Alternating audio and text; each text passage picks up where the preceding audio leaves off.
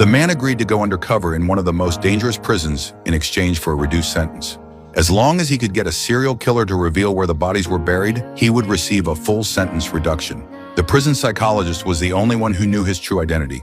She arranged for him to be placed in the cell directly across from the target and warned him about the dangers ahead. Every prison has its own rules, but this one had only one rule. There were no rules. Everyone locked up here was unstable. Anyone could attack at any time, for any reason. To avoid blowing his cover, Jimmy had to act like the other inmates and line up for medication on schedule. As the psychologist prepared to leave, Jimmy asked how to contact her if he was in danger. She gave him a number, and he forced himself to memorize it. After that, Jimmy started trying to approach Larry, but Larry ignored him. The man looked harmless, but he was extremely guarded.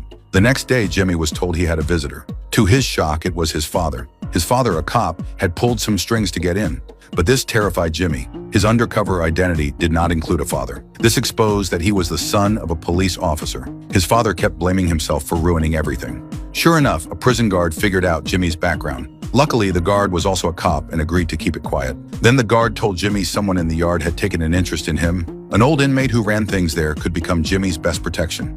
Using his charm, Jimmy successfully joined the old man's group.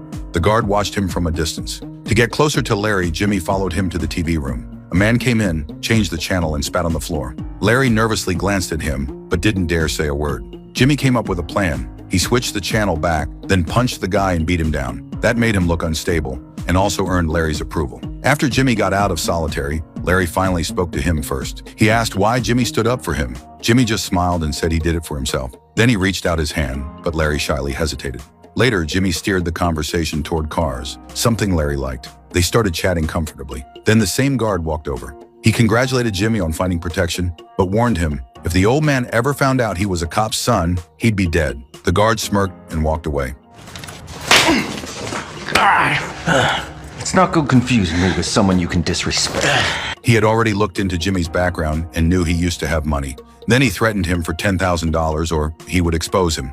Jimmy had no choice but to agree and ask his father to bring the money. But his father brought bad news. All his savings were gone, and the stash he had hidden had been stolen by his crew. Jimmy was speechless. Fortunately, before getting arrested, he had hidden one last kilo inside a speaker.